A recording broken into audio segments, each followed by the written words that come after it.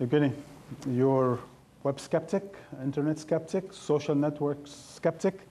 Have you changed your mind after these great events in Egypt? I haven't. Revolutionaries will use whatever tools at their disposal to mobilize, and we've seen it through all previous revolutions. You know, the Bolsheviks made great use of the postal service and the telegraph. The revolution in Iran in 1979 made great use of the tape recorders to smuggle in the sermons by the Ayatollahs, right, from Paris. So to me, yes, these tools will be used, and they have been. Right? It doesn't mean that what happens between protests and what happens in periods of relative stability necessarily empowers people, and it doesn't necessarily mean that the internet overall is a force that favors the oppressed rather than the oppressors. By the way, I just finished your book this morning, and you say in 293 that what those people tried, the social network in 2008, of course, was a big failure, and why should we expect anything else? Well, because the conditions on the ground changed, right? There were plenty of revolutions in Russia which didn't work out in 1917, you know, and before that, in February, but they worked out in October, right? So again, the political situation changes all the time. You saw a lot of protests in Egypt mobilized by Facebook in 2008.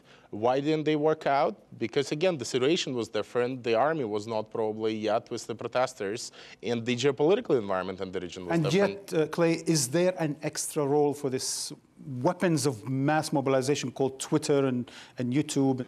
One of the interesting things about the countries in the Maghreb, about Tunisia and Egypt, is there was systematic dismantling of the opposition, and yet you still had a world in which people could coordinate to turn out in the streets. You see Libya, you see Gaddafi's government shutting down football games, banning soccer in Libya for the same reasons they're concerned about Facebook or Twitter, which is they're concerned about the coordinating force. The real effect of these tools is going to be measured over years, not over days or weeks. I have 2 points to make. On Twitter.com, if they end up selling for billions and billions and billions of dollars, they would have better put most of that into a people's fund in Egypt, because that's how their stock went up, and maybe they could abolish poverty in Egypt. That's number one. Number two, it is truly remarkable what young people did in Egypt, like Asma Mahfouz, the 26-year-old young woman who posted a videotape on her Facebook page that called on people on January 18th to go to Tahrir to stand with her on January 25th, National Police Day, protesting police brutality and how much had happened to the people, especially young people of Egypt. But we also have a lesson to learn in the United States. It was quite something to see President Obama making a very powerful statement about people's freedom of press, freedom of assembly, and freedom of access to the internet, that we should be guaranteed this. And I think we have to take this lesson to heart at home, because he is not following that path at home when we talk about issues of net neutrality, when we talk about something he promised before he became president, that he would keep the internet open and free. It's not the path he's going down, letting the internet, the video and telecom companies write the legislation that will privatize the internet. That is the greatest threat, I think, right now in the United States. The thing was that 2 senators reintroduced the idea for internet kill switch bill on the same day that Mubarak cut the internet in Egypt. And it tells you about the disconnect between the domestic discussion about internet freedom and the aspirations for how it should be used abroad. We want two rhetorics. We want an internationalist rhetoric and we want a nationalist rhetoric, and it is damaging not just our standing in the world in pursuing the idea of one internet, as the Secretary said. It's also potentially damaging us at home in essentially leading to a condition in which we won't enjoy the freedoms that we're actually asking of the rest of the world. I want to just try one thing, and that is that movements, particularly those that are threatening to governments, and then the governments themselves, are going to use in their own time, in their own eras, in their own epochs, whatever tools are available to them, particularly the tools of communication, to fight their revolution and to suppress their revolution from each respective side. This has been true. You can look at it in 1789, you can look at it in this country, and you can look at it in the Soviet Union, and you can look at it in Egypt. But now we have tools that operate supersonically. Carl, are they leveling the field between government and government? They're changing the dynamic. It's an eternal game, and usually the suppressive force is on the wrong side. I don't believe that states will be able to successfully titrate how early and how tightly to shut the internet down. That had Egypt gotten in the business of shutting the internet down when there was a threat of revolution, they would have been shutting it down progressively since 2004. You can't be a modern country if people can't SMS each other. But in Egypt, isn't that what happened? They shut down the internet and they still used various sorts of communications. Yes, and then they shut those down, and then they realized they couldn't. Exactly. And then they actually printed a newspaper and distributed it by hand around If I ran a Square. newspaper, I would be really worried because the Egyptian government shut down the internet, then they shut down mobile, then they shut down landlines, and they said to the newspapers, "You're fine."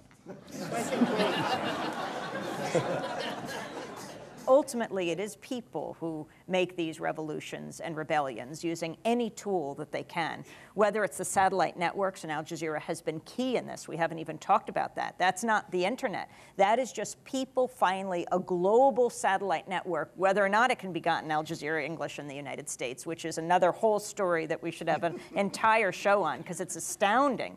This kind of censorship, we have to look at it at every level and challenge it. What has occurred that is so threatening to despots is the availability to reach so many people so quickly and to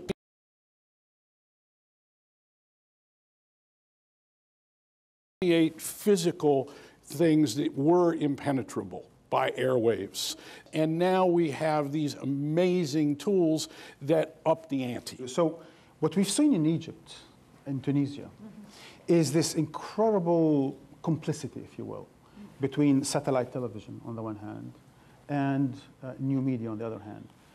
Is this to be applicable now in the global, maybe Arab world, Middle East, and throughout the third world? The role of kind of corporate media, mainstream media, has to be, if it's going to be, true to the mission of journalism, which is holding power to account, actually able to kind of concentrate efforts against exactly these kind of inflection and pressure points in government and in corporations, which involve the law and involve finance, as well as involving government, and in other words, to focus and put a shoulder to the door on some of these. So I think that actually being able to do that is a really key role for the mainstream media, because mainstream media is still, respected, and it has access to government in a way that, the internet, it doesn't yet have the collective power to do some of those very kind of, labor-intensive and resource-intensive things. One thing that's very interesting to look at from the 1989 perspective